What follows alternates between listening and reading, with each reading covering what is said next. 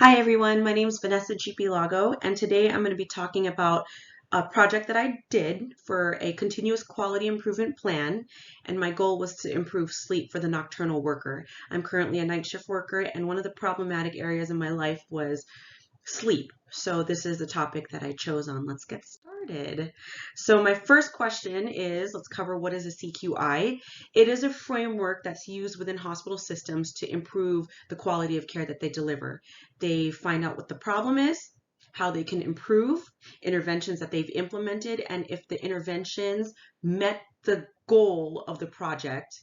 And if it did not, it would go back and reevaluate. How come we didn't meet this goal? Could we have done better? What do we need to do to achieve this goal?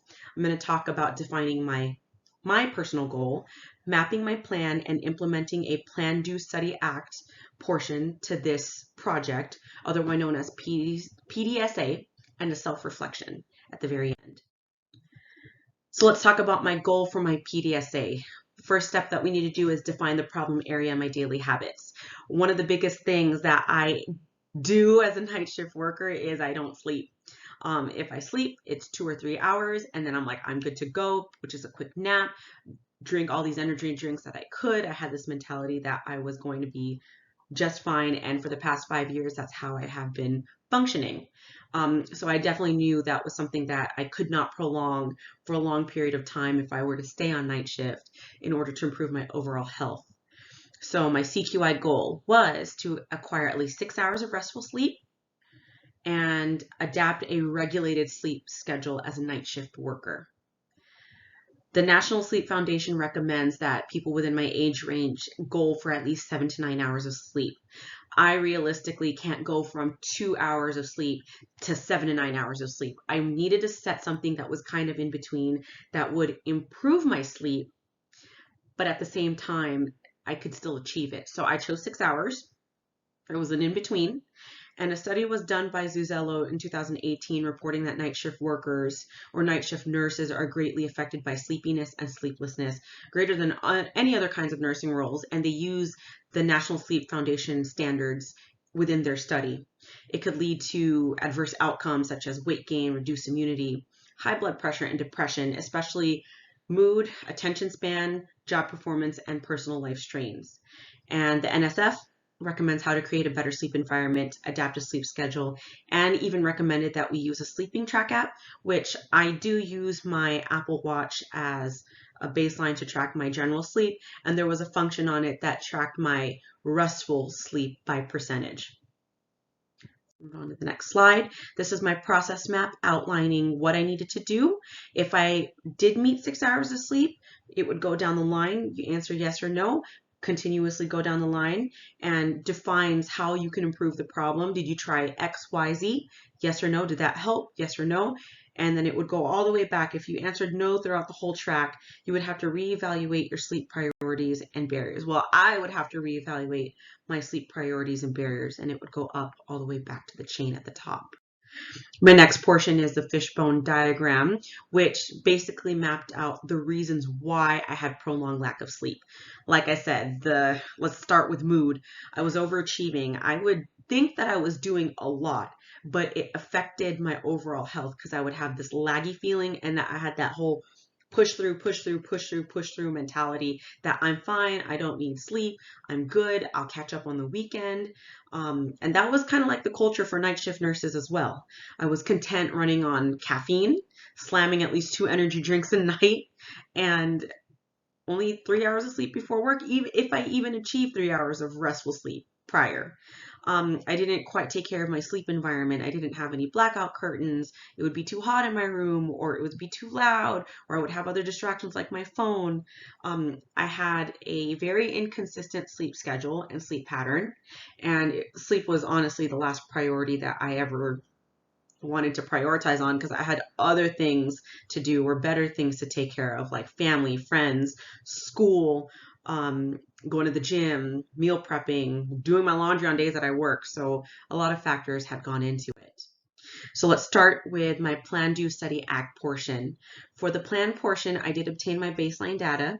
And as you can tell, Monday, coming off from the weekend, I would still sleep normally on as a daytime person, I would sleep during the night. I would get a lot of sleep during the night, but then the next days when I worked on Tuesday, Wednesday, Thursday, you can greatly tell that the numbers very much decrease: 120 minutes, 240 minutes, and then if I was lucky enough, or if I did prioritize my sleep to catch up, it would be greater numbers throughout the weekend. So I did note the days that I worked was usually Tuesday, Wednesday, Thursday. So I had that listed down. My due portion was to create a new sleep environment, blackout curtains, have the support from my friends. My boyfriend, he works night shift. One of my best friends who's a doctor that I get together throughout the week, we would plan stuff during the nighttime versus the daytime. And he gave me tips on to better help my sleep as well. He wanted me to invest in the sleep bed or sleep covers, which I didn't at this time. So I had to recreate or trick my circadian rhythm and thinking I was sleeping during the night by having cool temperatures. I had a little portable AC, did all that kind of good stuff. So I tracked my sleep for PDSA cycle 1, and if I achieved my minutes, yes or no, and what was the reason why. Monday, I did use a day for my reset day, so I had no sleep. So that was starting the beginning of the week. Worked on Tuesday so I could get more sleep before I worked. I analyzed my results and I obtained 2 cycles of PDSA. There was a break between week 2 and week 3. I did not track generally what would have been week 3 because I was on vacation. It threw off my sleep schedule completely, and I didn't even bring my watch with me. So my 4th week into this whole study, I'm calling week 3 because it was my second implementation with my interventions for PDSA cycle 2.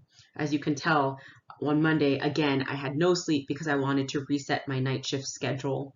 And I would have to stay up throughout the night and force myself to stay awake so I can get more sleep before I worked. My data analysis for week 1 to 3 is shown here. Week 1, I probably got a total of 35.5 hours of sleep. And the weekly goal, if you're getting 6 hours, is 42 hours. Week 2, 34.75 hours approximately. And then week 3, it was even less at 33.25 hours. But as you can tell, my numbers throughout the week for week 3 was a little bit more evenly dispersed. So I did have a little bit more sleep if we evaluate it daily on week 3, but week 3 was very short on hours because of that Monday deficit, because I did not go from back-to-back week on my study with keeping a night shift schedule, if that makes sense. My overall mean for the 3 weeks was about 4.9 hours on an average. So let's talk about the application of CQI to my home life. I didn't know that I could take something that was used in a hospital system, or I didn't even know hospital systems even use CQI until I was involved in projects at work, and that I could apply that theory or framework to my own personal life. So it was interesting to see how I mapped everything. Tracking data and comparing overall trends for improvements. I didn't know I could do this for sleep. In all honesty, I thought you just slept and that was that. Do you feel good? Do you feel bad? Yes or no? But using my Apple Watch, I didn't really correlate it as like working out that I used to track my heart rate, track my nutrition on my phone apps, everything like that. Like the two didn't coincide together, but it was interesting to use the tools that I had in order to improve my overall sleep. Lifestyle changes. I definitely have to say having a regulated schedule was easier to sleep before work. And I did feel better at work. Like I didn't have to drink so much energy drinks. I didn't have to take a nap on my 30-minute break if I absolutely needed to, which rarely happened in the beginning, but I didn't feel like I was laggy at 3 or 4 or 5 in the morning. And even on my days off, if I kept that same night shift schedule, I was still able to do more. I would plan get-togethers or hang out with family during the nighttime. And I would wake up at 5 o'clock or even 4 o'clock if I slept between 9 to 4 or 8 to 4. I would be able to still do the things that I needed to do. And if I needed to stay up just a tiny bit later, I was able to run my groceries, do my call whoever I needed to call to take care of things, pay my bills, still work out. I actually had more time if I kept a night shift schedule and on my days off, being awake from like 5 to 9 in the morning. I could do my homework. I had more time to work out. I wasn't frequently tired. So I do have to say that even though I didn't meet my goal on a daily basis, it did change the quality of sleep, and it did change my overall quality of life and clarity. So future considerations, I would consider tracking the percentage amount of sleep that is restful. That I do want to take a look more into, and I want to continue to keep this night shift schedule. I think the only problem where I'm going to run into is if I'm on vacation and that completely messes up my sleep habits, or can I take naps during the day so I could stay up at night and still enjoy my vacations and everything like that. So I'd have to reevaluate that. So for continuing improvements, I would do that. But lately I've been keeping that same consistent schedule, and it's been awesome. And at the very end is my references that I've used for my project and used in my PowerPoints. And thank you for listening.